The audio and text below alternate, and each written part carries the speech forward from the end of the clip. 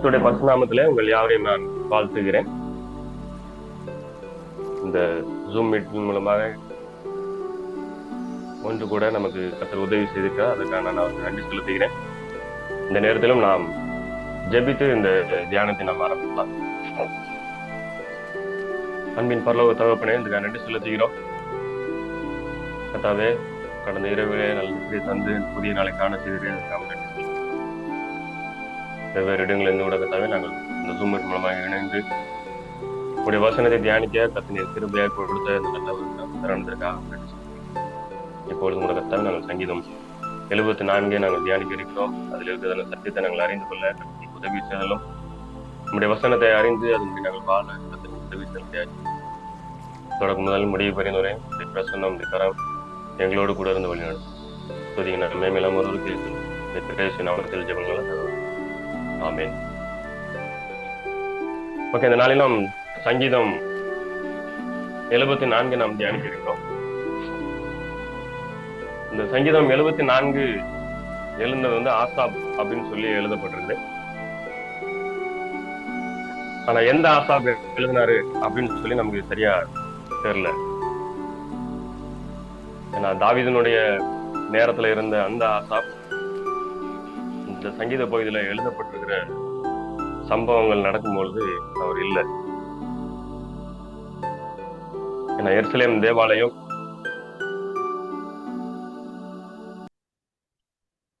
அவருடைய நேரத்துல கெட்டப்பட்டிருக்கல. ஸோ சாலமனுடைய காலத்துல தான் அது கெட்டப்படுது. அதுக்கப்புறம் எருசலேம் தேவாலயம் தீக்கிரைக்கானது நேபுகாத் நேச்சார் வந்தப்போ அது வந்து முற்றிலுமா அழிக்கப்பட்டது.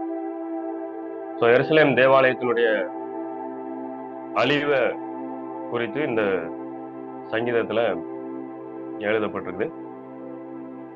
ஸோ ஒருவேளை தாவீதினுடைய காலத்துல இருந்த அதே ஆசாப் தான் எழுதியிருக்காரு அப்படின்னு சொல்லி சொன்னா இது தீர்க்க தரிசனமா எழுதப்பட்டிருக்கும். இல்லை அப்படின்னு சொன்னா வேற ஏதாவது ஆசாப் எழுதியிருக்க வேண்டும். ஸோ இந்த சங்கீதத்தை வந்து நம்ம 5 பகுதிகளை பிரித்து நம்ம தியானிக்க இருக்கிறோம். முதல் பகுதி வந்து 1 முதல் 8 வசனங்கள்,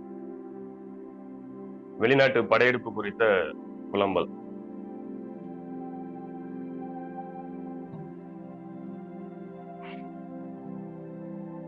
இந்த வசனங்களை நம்ம வாசித்து பார்த்தோம் அப்படின்னு சொல்லி சொன்னா ஆசாப் வந்து ஆண்டவரை பார்த்து கேட்கிறாரு, ஆண்டவரே நீர் எங்களை வந்து என்னைக்குமே தள்ளி விட்டுறோம். ஸோ ஒரு கேள்வியை வந்து அவர் வைக்கிறத நம்ம பார்க்கிறோம். 7வது வசனம் நம்ம பார்க்கிறோம், உமது பரிசுத்த ஸ்தலத்தை அக்கினிக்கு இரையாக்கி உமது நாமத்தின் வாசஸ்தலத்தை தரை மட்டும் இடித்து அசுத்தப்படுத்தினார்கள் அப்படின்னு சொல்லி ஆசாப் புலம்புவதை குறித்து நம்ம இந்த பகுதியில பார்க்க முடியும். ஸோ இந்த எருசலேம் தேவாலயம் கட்டப்பட்டப்போ சாலமோன் வந்து அதை பிரதிஷ்டை பண்ண பிறகு ஆண்டவர் வந்து சாலமோன் கூட பேசும்பொழுது ஆண்டவர் சொல்றாரு, நீங்க வந்து என்னுடைய கட்டளைகளையும் என்னுடைய வார்த்தைகளையும் கை கொள்ளாம போனீங்க அப்படின்னு சொல்லி சொன்னா இந்த தேவாலயம் வந்து உங்களுக்கு அவமான சின்னமா வந்து மாறிடும், அது அழிஞ்சு போயிடும் அப்படின்னு சொல்லி சாலமோன் பிரதிஷ்டை பண்ண பிறகு ஆண்டவர் சாலமோன் கூட பேசும் பொழுதே வந்து அந்த தேவாலயத்தை குறித்து சொல்றாரு. ஸோ பின் நாட்கள்ல அவங்க ஆண்டவரை கைவிட்டதுனால அவங்கள மீண்டுமா ஆண்டவர் தன்னண்டைக்கு இழுத்துக் கொள்வதற்காக ஆண்டவர் கொண்டு வந்த சிக்ஷைகள்ல ஒண்ணுதான் அந்த எருசலேம் தேவாலயத்தினுடைய அழிவு. ஸோ யூதா ஜனங்கள் 70 வருஷம் நேபுகாத் நேச்சர், அதாவது பாபிலோன்ல வந்து சிறையிருப்புல இருந்தாங்க. ஸோ அந்த டைம்ல வந்து எருசலேம் முற்றிலுமா அழிக்கப்பட்டிருந்தது அப்படிங்கிறத நம்ம 4ஆம் புஸ்தகம், எஸ்ரா நெகேமியா புஸ்தகங்களை வாசிக்கிறதுல இருந்து நம்ம அறிந்து கொள்ள முடியும். ஸோ 2வது நம்ம பார்த்தோம்னு சொன்னா 9ல இருந்து 11 வசனங்கள் வரைக்கும் நம்பிக்கை அற்று போயிற்று அப்படின்னு சொல்லி அவர் வந்து கம்ப்ளைண்ட் பண்றத நம்ம பார்க்க முடியும். அதாவது எருசலேமுடைய அழிவு எப்படி இருந்துச்சு அப்படின்னு சொன்னா, திரும்ப அதை வந்து புதுப்பிக்க முடியும் அப்படிங்கிற ஒரு நம்பிக்கை இல்லாத அளவுக்கு வந்து அந்த நகரம் வந்து அழிக்கப்பட்டிருந்தது. மூணாவதா நம்ம பார்த்தோம் அப்படின்னு சொன்னா 12ல இருந்து 17 வசனங்கள் வரைக்கும் கடந்த நாட்கள்ல கர்த்தர் கொடுத்த வெற்றிகளை வந்து நினைவு கூறுறாங்க. ஸோ இந்த ஆசாப் கடந்த நாட்கள்ல ஆண்டவர் எப்படிலாம் வந்து அவங்களை வழி நடத்தினாரு, ஆண்டவர் என்னென்ன நன்மைகள்லாம் செய்தாரு, எப்படி அவங்களுடைய எதிரிகள் எல்லாம் வந்து அழித்தாரு, அதாவது பார்வோனையும் அவனுடைய சேனையை வந்து எப்படி சிவந்த சமுத்திரத்துல வந்து அமிழ்த்து போட்டாரு அப்படிங்கிற அந்த கடந்த காலத்துல ஆண்டவர் கொடுத்த அந்த வெற்றிகள் எல்லாம் வந்து நினைவு கூறுறாங்க. அதுக்கப்புறம் 18ல இருந்து 21வது வசனம் வரைக்கும் நம்ம வாசித்து பார்த்தோம்னா ஆண்டவருடைய உடன்படிக்கையை வந்து நினைவு கூறாங்க. ஆண்டவர் வந்து அவங்களுக்காக என்னென்னலாம் செய்வேன் அப்படின்னு சொல்லி அவங்களோட கூட உடன்படிக்கை பண்ணியிருந்தாரோ அந்த உடன்படிக்கையை வந்து நினைவு கூர்ந்து அவங்க வந்து ஆண்டவரத்துல ஜெபம் பண்றதை நம்ம பார்க்க முடியும்.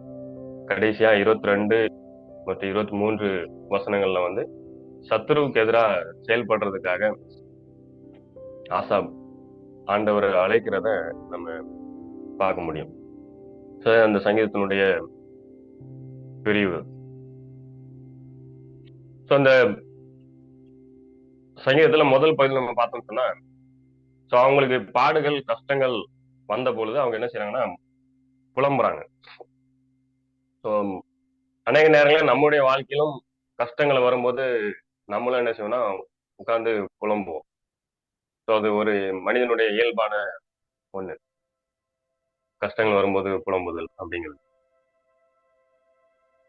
ஆனா சில கஷ்டங்கள் எல்லாம் வந்து நம்முடைய கவனக்குறைவுனால அல்லது நம்ம தெரிந்து செய்த தவறுகளால வர்ற பாடுகள் அப்படிங்கிறது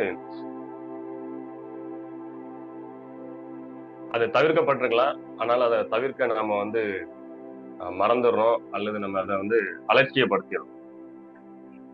இஸ்ரேல் ஜனங்கள் கூட ஆண்டவரை விட்டுட்டு அந்நிய தெய்வங்களை வழிபட்டதுனால அவங்களுடைய தேசத்திற்கே வந்து ஒரு பெரிய பாதிப்பா வந்து அமைந்தது. அந்த அவ்வளவு பெரிய அழிவை அவங்க வந்து தவிர்த்திருக்கலாம். ஆனா அதை வந்து அவங்க அலட்சியப்படுத்திட்டாங்க. இப்ப எல்லாமே ஆண்டுடைய அந்த அவர் என்னெல்லாம் சொல்லியிருந்தாரோ, அதாவது நீங்க என்ன கைவிட்டீங்கன்னா என்ன நடக்கும்னு சொன்னாரோ அது நடந்த பிறகு உட்கார்ந்து என்ன செய்யறாங்க, புலம்புறாங்க. அநேக நேரங்களில் நம்ம வந்து நமக்கு இருக்கிற எச்சரிக்கையின் வார்த்தைகளை நம்ம வந்து அதுக்கு கவனம் கொடுக்காம அதை நம்ம அலட்சியப்படுத்தும் பொழுது நம்முடைய வாழ்க்கையிலும் வந்து அழிவுகளை வந்து கண்டிப்பா நம்ம எதிர்கொள்ள வேண்டிய அழிவுகள் அப்படிங்கும்போது பாதிப்புகளை வந்து நிச்சயமா எதிர்கொள்ள வேண்டியிருக்கும். ஆனா அந்த நேரத்துல வந்து நம்ம வந்து வெறுமனே புலம்பி எந்த விதமான பயனுமே கிடையாது. ஒருவேளை இந்த சங்கீதத்துல வந்து ஆசாப் வந்து நாங்க பாவம் செஞ்சுட்டோம் அப்படிங்கிறத வந்து சொல்லல. ஆனா 79வது சங்கீதத்துல நீங்க வாசித்து பாத்தீங்கன்னு சொன்னா அந்த சங்கீதத்துல வந்து அவர் வந்து சொல்றாரு. அந்த இடத்துலயும் வந்து தங்களுடைய மக்களுடைய அழிவு குறித்து தான் எழுதப்பட்டிருக்கு. அதே ஆசாப் தான் எழுதுறாரு. அதுல நீங்க வாசித்து பாத்தீங்கன்னு சொன்னா அவர் வந்து 8வது வசனம் 79வது சங்கீதம் 8வது வசனத்துல வாசித்து பார்த்தோம்னா அங்க எழுதப்பட்டிருக்கு, பூர்வ காலத்து அக்கிரமங்களை எங்களுக்கு விரோதமாக நினையாதையும் உங்களுடைய இரக்கங்கள் சீக்கிரமா எங்களுக்கு நேரிடுவதாக, நாங்கள் மிகவும் தாழ்த்தப்பட்டு போனோம் அப்படின்னு சொல்லி அவர் ஆண்டவர் பார்த்து ஜெபம் பண்றது நம்ம 79வது சங்கீதத்துல நம்ம பார்க்க முடியும். ஒரு விசுவாசியினுடைய வாழ்க்கையில ஆண்டவர் விட்டு வழி விலகி போன ஒரு மனிதனுக்கு வந்து நம்முடைய பாவங்களை அறிக்கையிட்டு நான் அவர் பக்கமா திரும்பும் பொழுது அவர் நம்மளை சேர்த்து கொள்வார் அப்படிங்கிற ஒரு நம்பிக்கை வந்து விசுவாசம் வந்து நிச்சயமா இருக்கணும். இன்னைக்கு நிறைய விசுவாசிகள்கிட்ட வந்து ஒரு குற்ற உணர்ச்சி வந்து காணப்படுது. அதாவது ஆண்டவர் அவங்களுடைய பாவங்களை மன்னித்திருந்தோம், அந்த பாவத்துல இருந்து மன்னிக்கப்பட்டுட்டோம் அப்படிங்கிற அந்த விசுவாசம் அவங்களுக்குள்ள காணப்படாம இன்னும் அந்த குற்ற உணர்ச்சிகள் வந்து காணப்படுறதுனால்தான் நிறைய நேரத்துல ஆண்டவர் சமூகத்துல போறதுக்கு பதிலா அவங்க உட்கார்ந்து என்ன செய்யறாங்க, புலம்புறாங்க. லூக்கா 15வது அதிகாரம் நம்ம எல்லாருக்கும் தெரிந்த சம்பவம். இளைய குமாரன் அவனுக்கு அந்த பண்டி தின்ற தவிடு கூட அந்த கிடைக்காத நேரத்துல நிச்சயமா அவன் புலம்புறான். ஆனா அவன் புலம்பிட்டு அங்கேயே இருக்கல. அவன் அதுக்கப்புறம் அவன் அங்கிருந்து எழும்பி தன் தகப்பனார் இடத்துக்கு அவன் வந்து போறான். சோ நம்ம ஆண்டவரை விட்டு வழி விலகி போகும் பொழுது நமக்கு வர்ற பாதிப்புகளை நிச்சயமா நாம வந்து ஒரு மனுஷனா இந்த புலம்புவோம். புலம்பாம யாரும் இருக்க மாட்டோம். ஆனா அங்கேயே உட்கார்ந்து புலம்பிக்கிட்டு இருந்தா நிச்சயமா வந்து நம்முடைய சூழ்நிலைகள் மாற போறது கிடையாது. அதுல இருந்து எழும்பி நம்ம ஆண்டவரை நோக்கி ஜெபிக்கிறவர்களாக இருக்கணும். நம்ம எங்க தவறு நடந்திருக்குன்னு சொல்லி நம்ம அறிஞ்சுக்கிட்டோம்னு சொன்னா அந்த தவறை நம்ம ஆண்டவரத்துல அறிக்கை செய்து அதுக்கு நம்ம மன்னிப்பு பெறுகிறவர்களா நம்ம இருக்க வேண்டும். ஸோ நீங்க நெகேமியா புஸ்தகம், தானியல் புஸ்தகத்துல வாசித்து பாத்தீங்கன்னு சொன்னா அந்த எருசலேமின் அழிவுக்காக அவங்க வந்து எங்களுடைய பாவம் தான் காரணம் அப்படின்னு சொல்லி தானியலும் நெகேமியாவும் ஜெபிக்கிறத நீங்க வந்து வாசிக்க முடியும். ஸோ வெறுமனே புலம்பல் நம்முடைய சூழ்நிலையை வந்து நிச்சயமா மாற்ற முடியாது. அதனால நம்முடைய வாழ்க்கையில பாதிப்புகள் வரும் பொழுது நம்ம எங்க தவறி இருக்கோம் அப்படிங்கிறத வேதாகமத்தினுடைய வெளிச்சத்துல நாம என்ன செய்யணும், நம்மளை நாம பரிசோதிக்கிறவங்களா இருக்கணும். நம்ம வேதத்தின் வெளிச்சத்துல பரிசோதிக்கல அப்படின்னு சொன்னா நம்ம என்ன செய்வோம்னா, இது வந்து மனிதனுடைய இயல்பு, தன்னுடைய தவறுகளை எப்பவுமே வந்து நியாயப்படுத்துவது. சோ நம்ம வேதத்தின் வெளிச்சத்துல நம்மளை தற்பரிசோதனை பண்ணா மட்டும்தான் நம்ம என்ன பண்ண முடியும், நம்மளுடைய குற்றங்களை நாம் என்ன பண்ண முடியும், அறிக்கையிட முடியும். அதை நாம வந்து தவறு செஞ்சிருக்கோம் அப்படிங்கிறத நாம பரிசுத்தாவியானுடைய அந்த ஏவுதலுக்கு நம்ம என்ன செய்யணும், நம்மளே அர்ப்பணிப்பவர்களா இருக்கணும். அதை நம்ம என்ன செய்யக்கூடாது, அவருக்கு எதிராக அவரை துக்கப்படுத்தும் விதமாக நாம நடந்து கொள்ளக்கூடாது. சோ அதுக்கு அடுத்தபடி நம்ம பார்த்தோம்னு சொன்னா அவங்களுடைய அழிவு எப்படி இருந்துச்சுன்னு சொன்னா, இனிமே அவங்கள வந்து ஒரு தேசமாக கட்டப்பட முடியாது அப்படிங்கிற அளவுக்கு தான் வந்து அவங்களுடைய அழிவு இருந்துச்சு. நம்ம 2 நாளாக வாசித்து பார்த்தோம்னு சொன்னா நிச்சயமா நமக்கு தெரியும். தேசத்துல உள்ள எல்லா நல்ல இளைஞர்களெல்லாம் அவங்க வந்து தூக்கிட்டு போயிட்டாங்க. தேசத்துல விட்டுட்டு போனவங்க ரொம்ப அடித்தட்டு மக்கள், ஒன்றுக்கும் உதவாத மக்கள், அப்படிப்பட்டவங்க தான் விட்டுட்டு போனாங்க. அரண்மனை, தேவாலயம், அவங்களுடைய எல்லா ஐஸ்வர்யமும் வந்து சூறையாடப்பட்டது. ஆனா அப்படிப்பட்ட சூழ்நிலையிலும் இந்த சங்கீதத்தை எழுத அந்த ஆசாப் என்ன பண்றாரு, நம்ம 12ல இருந்து 17 வசனங்கள்ல நம்ம பார்க்க முடியுது. கடந்த நாட்கள்ல ஆண்டவர் எப்படி அவங்களுக்கு நன்மை செய்தார், எப்படி அவங்கள வழி நடத்தினார் அப்படிங்கிறத வந்து நினைவு கூறுறார். நம்முடைய வாழ்க்கையிலும் நாம வந்து ஒரு பாதிப்பை எதிர்கொள்ளும் பொழுது கடந்த நாட்கள்ல கர்த்தர் நமக்கு என்ன நன்மை செய்திருக்கிறார் அப்படிங்கிறத நம்ம அதை நினைவு கூறும் பொழுது நம்முடைய தேவன் எவ்வளவு நல்லவர், நம்முடைய தேவன் நம்ம எவ்வளவு அன்பு கூறுகிறார் அப்படிங்கிறத நிச்சயமா நம்ம என்ன செய்ய முடியும், இன்னும் அதிகமா அறிந்து அவரிடத்துல சேருவதற்கு நமக்கு என்ன செய்யும், ஒரு உற்சாகம் நமக்கு வந்து கிடைக்கும். சோ அநேக நேரங்கள்ல நம்முடைய கஷ்டமான சூழ்நிலைகள்ல கடந்த நாட்கள்ல கர்த்தர் செய்த நன்மைகளை வந்து நினைவு கூற நாம தவறிடுறோம். இஸ்ரேல் ஜனங்கள் எகிப்து தேசத்துல இருந்து கிளம்பி கானான் தேசத்தை நோக்கி பிரயாணம் பண்ணும் பொழுது வழி நெடுகளும் வந்து ஒவ்வொரு முறை பிரச்சனை வரும்போதும் ஆண்டோருக்கு எதிராக அவங்க வந்து முறுமுறுக்கிறாங்க. சோ அதுக்கு காரணம் கடந்த நாட்கள்ல கர்த்தர் செய்த நன்மைகள், அந்த அதிசயமான கிரியைகளை வந்து அவங்க நினைவு கூற மறந்துட்டாங்க. சோ நம்முடைய வாழ்க்கையில நம்முடைய இக்கட்டான சூழ்நிலைகள்ல கடந்த நாட்கள்ல கர்த்தர் என்ன நன்மைகள் செய்திருக்காரோ அதை நினைவு கூர்ந்து நம்ம ஆண்டவருக்கு வந்து நன்றி சொல்லுகிறவங்களா இருக்கணும். இங்கிலீஷ்ல ஒரு ஹிம் இருக்குது, count your blessings, name them one by one அப்படின்னு சொல்லி. ஸோ நம்முடைய இக்கட்டான சூழ்நிலையில ஆண்டவர் நமக்கு கொடுத்திருக்கிற எல்லா ஆசீர்வாதங்களையும் நம்ம ஒவ்வொன்றா நினைவு கூர்ந்து ஆண்டவருக்கு நம்ம நன்றி சொல்லும் பொழுது நிச்சயமா நம்ம எந்த சூழ்நிலைய வந்து இந்த சூழ்நிலை மாறாது அப்படின்னு சொல்லி நினைக்கிறோமோ அந்த சூழ்நிலையிலிருந்து தேவன் நம்மளை விடுவிப்பார் அப்படிங்கிற ஒரு நம்பிக்கை நமக்குள்ள என்ன செய்யும், நிச்சயமா வரும். ஸோ அந்த நம்பிக்கை நமக்கு வரணும் அப்படின்னு சொன்னா கடந்த நாட்கள்ல கர்த்தர் செய்த எல்லா நன்மைகளையும் நாம வந்து நினைவு கூர்ந்து அவருக்கு நன்றி செலுத்துபவர்களாக நாம இருக்கணும். ஸோ நம்முடைய இக்கட்டான சூழ்நிலை வெறுமனே உட்கார்ந்து புலம்பாமல் நம்ம என்ன செய்யணும், கர்த்தர் நமக்கு கடந்த காலத்துல செய்த நன்மைகள் நம்ம என்ன செய்வோம், நன்றி சொல்லணும்.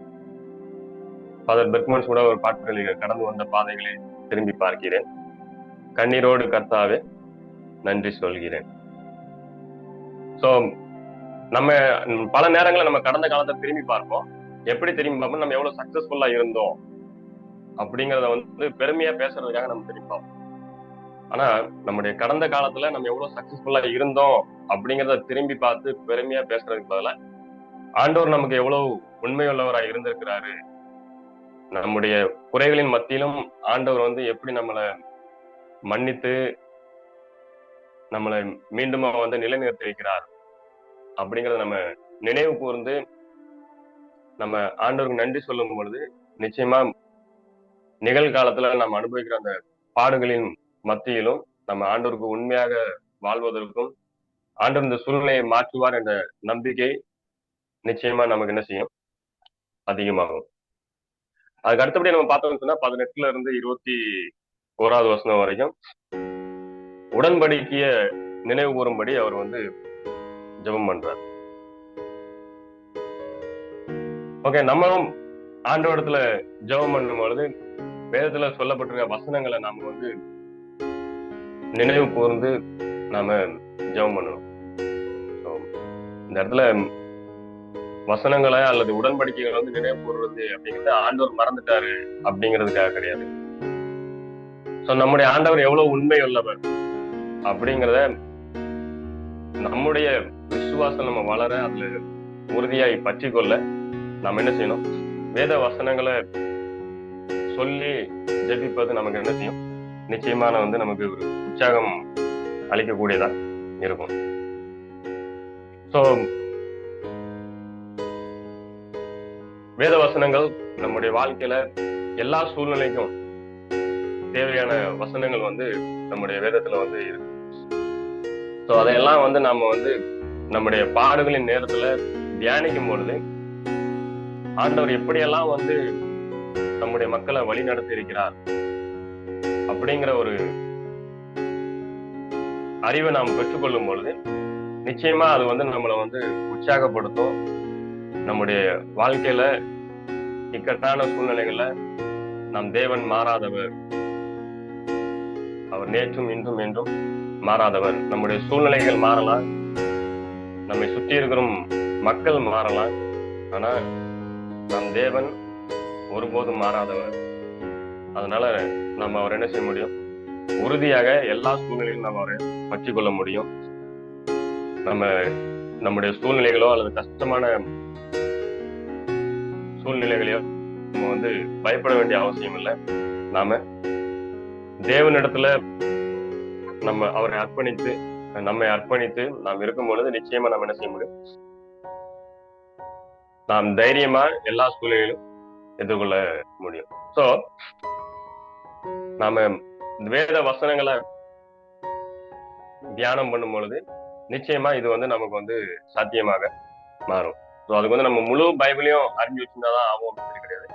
நமக்கு தெரிந்திருக்கிற 1-2 வசனங்களுக்கு தான் நாம வந்து நம்முடைய கஷ்டமான சூழ்நிலைகள்ல நாம் சிந்திக்கும் பொழுது அல்லது நம்ம பைபிள்ல இருந்து தெரிந்து கொண்டிருக்கிற சம்பவங்கள் இல்ல ஒரு தனிப்பட்ட மனிதனுடைய வாழ்க்கை, இதையெல்லாம் வந்து வேதத்துல எழுதப்பட்டிருக்க எந்த ஒரு காரியமா இருந்தாலும் அதை நம்ம தியானிக்கும் பொழுது அது நிச்சயமா நம்முடைய சூழ்நிலைக்கு நம்மளை உற்சாகம்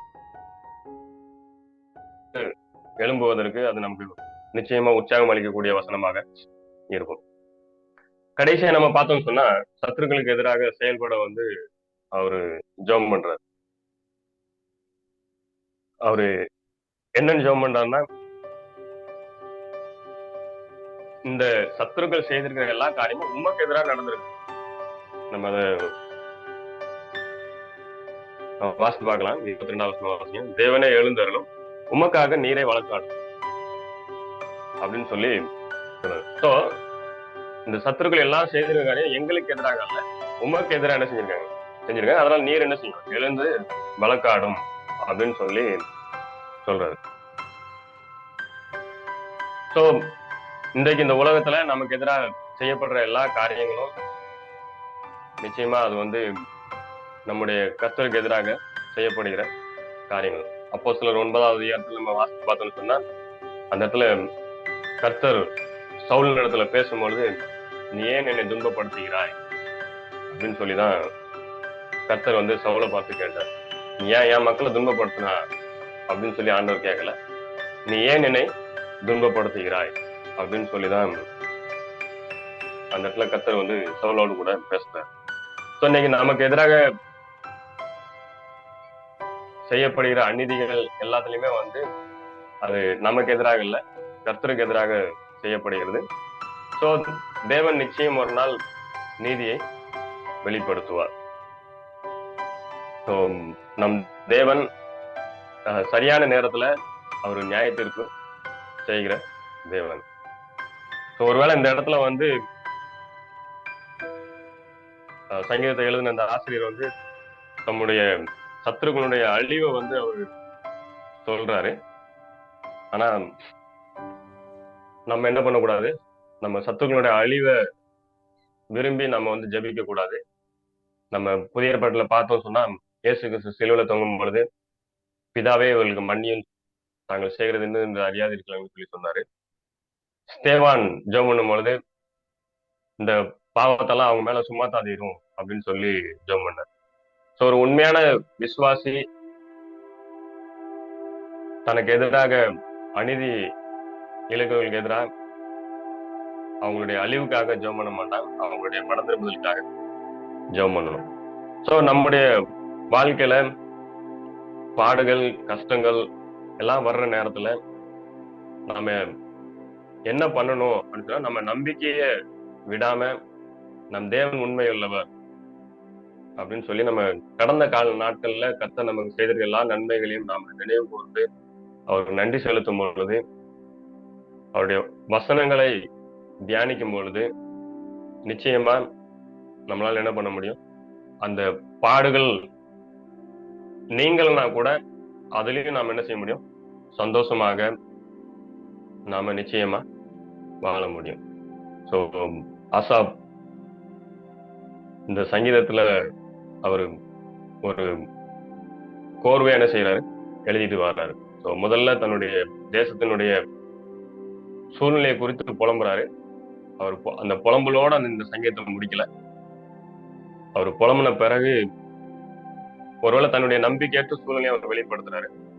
அதுக்கப்புறம் அவர் என்ன பண்றாரு, கர்த்தர் கடந்த நாட்களில் கொடுத்த எல்லா வெற்றிகளையும் நினைவு கூர்றார். ஸோ நம்முடைய வாழ்க்கையிலும் புலம்பல் அப்படிங்கிறது ஒரு இயல்பான ஒரு விஷயம் மனிதனுக்கு. ஆனா அதுலயே நின்றுட்டோம் அப்படின்னு சொல்லி சொன்னா நம்ம அந்த சூழ்நிலை மீண்டெழுவது கூடாத காரியம். ஸோ நம்ம ஆண்டோடைய கரங்களை அர்ப்பணிக்கணும். அப்போ நிச்சயமா ஆண்டோடைய வழி நடத்துதல அந்த கடினமான சூழ்நிலைகளை நம்மளால என்ன செஞ்சோம் பார்க்க முடியும். அவனுடைய வசனங்களை தியானிக்கும் பொழுது நிச்சயமாக நம்முடைய பாடுகளின் மத்தியிலும் நம்மளால என்ன பண்ண முடியும், ஆண்டவர் நமக்கான வைத்திருக்கிற திட்டங்களை நாம அறிந்து கொள்ள முடியும். ஸோ வசனங்களை நம்ம தியானிக்க மறந்துட்டோம் அப்படின்னு சொல்லி சொன்னா ஆண்டவர் நமக்காக வைத்திருக்கிற திட்டங்களை அறிந்து கொள்வதும் நமக்கு கடினமா இருக்கும். ஸோ அதனால நம்முடைய ஒவ்வொருடைய வாழ்க்கையிலும் பாடுகள் வரும் பொழுது நாம் ஆண்டுடைய வசனங்களை தியானிப்போம். நிச்சயமா அது நம்முடைய ஆத்மாவுக்கு பலனை கொடுக்க கூட ஒன்றாய் இருக்கிறது. நாம் ஜெபித்து இந்த காலை தியானத்தை நாம் நிறைவு செய்வோம்.